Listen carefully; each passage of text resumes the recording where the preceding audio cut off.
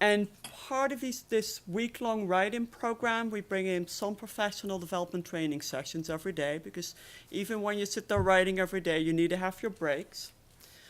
And our first write-in was built on the protest your own procrastination. It is really hard to sit down every day, look at that computer screen and say, okay, I'm now going to write. And it's so much easier to say, well, you know, I really still needed to look up that one quote. I really need that before I can sit down. And then, of course, you sit down, and it's like, well, I really need that cup of coffee. Let me go make some new coffee. Then I can sit down and I can go write. So the focus really was to help our students to protest their own procrastination. It was a big success. It's a really easy program to set up. And just a few weeks ago, it was really heartwarming to hear from a graduate student that she told us she was about to graduate. She had participated in the writing program 6 months earlier, and she was explaining how this had given her the techniques, but also the discipline to sit down and complete her dissertation. She also found and commented on the fact that within that group of graduate students she was writing with all week long, that she found peers that were struggling with exactly the same issues she was having, and that they were providing, in the end, a lot of emotional support that really helped her in this very solitary activity. And other students afterwards have commented after these kind of programs how these write-ins have brought them in contact with fellow peers in other disciplines.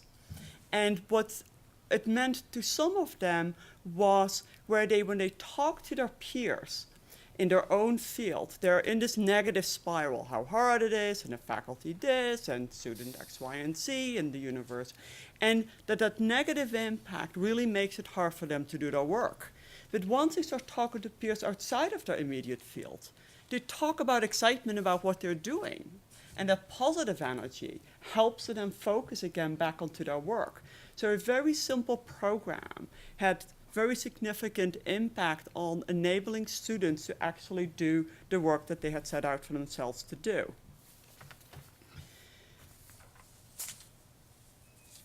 So for us, the establishment of the support network for graduate students that foster interdisciplinary exchanges, building community, and reducing isolation, we are experienced as a really critical component in this initiative for our students to help complete the degree.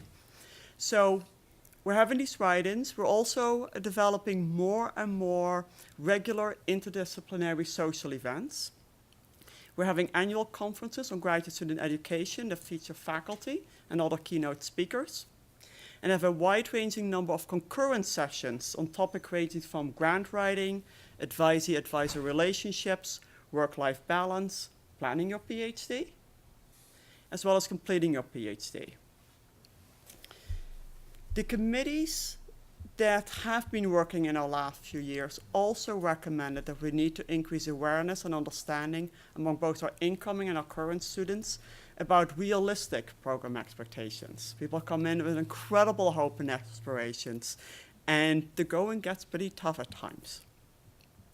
So we're encouraging our departments to adopt a set of best practices, and they can be many different ones, and I'm going to call out a couple. So it's an annual meeting with our graduate students to discuss and answer questions about program requirements and the schedule of when particular milestones, such as candidacy, really should have been reached.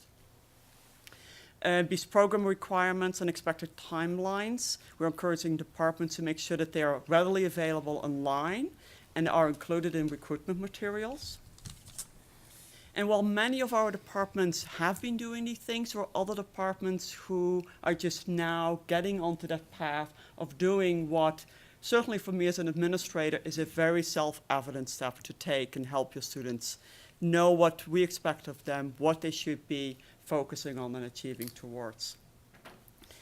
And these committees also looked at the data on graduate school completion that was published in the Responsive PhD that highlighted the positive impact on completion rates of mentoring during the early years of graduate education. And so the departments are now encouraged to clearly define advising and mentoring roles for graduate students and faculty, and to be sure to pay attention to the unique challenges that certain populations will have. For international students, the challenge will be different than for a student of color, and it will be different for women in certain fields, but we cannot forget there are men in certain heavily female-oriented fields either. We tend to forget that, and we should not. Think about our social service administration program. It's predominantly female, and it's much harder for our men in those programs to then build good relationships with faculty and mentoring and advising relationships. And there are also still a whole set of other really good ideas that are being explored to help with time to degree. So as orientations for faculty on mentoring and advising and how that responsibility changes over time.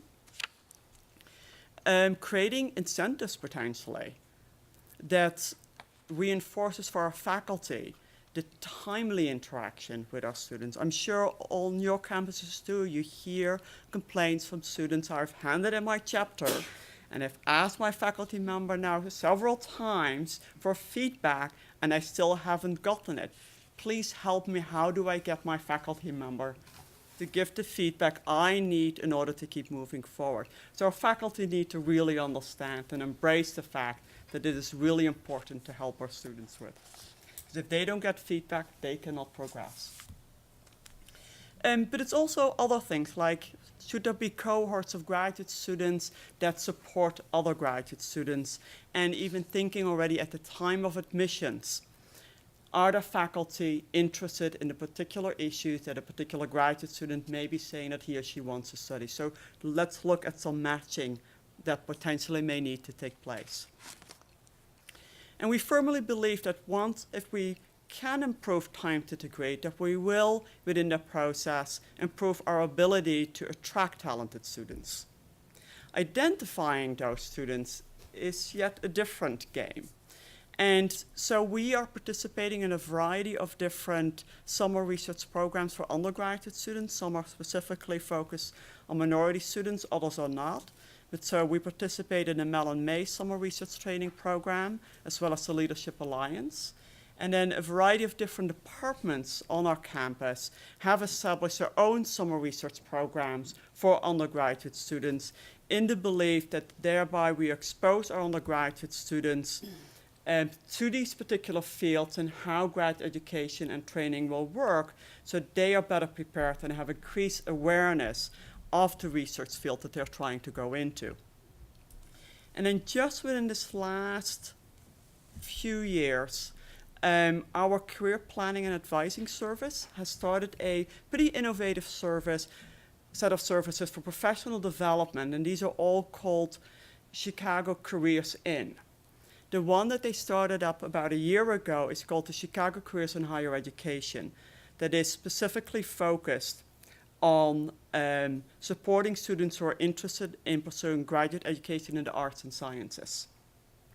There's a dedicated advisor, and the role of this person is to make sure that there are good workshops, programs, and individual advising to help our undergraduate students to make informed decisions about what type of graduate program is most appropriate given their career goals, to help these undergraduate students find research and other career-related opportunities, build relationship with the faculty, and they often help the undergraduate student to find valuable interim year experiences.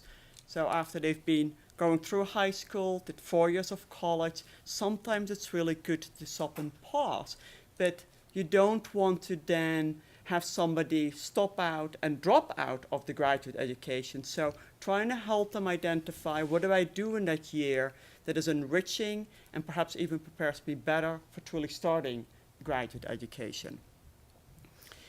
One really exciting event that took place on our campus now almost 5 years ago when we had invited Maresi Nerat, who works on issues of graduate education at the Center of Research and Innovation. And she spoke with our faculty about, and with our graduate students, on defining and measuring successful career outcomes. And the conversations with our faculty were particularly powerful in creating awareness among them at that time of setting more realistic expectations for the placement of our graduate students. Because You will likewise have on your campus, your faculty will try to encourage the students to go into academia. And thinking about other career paths is often not on their horizon.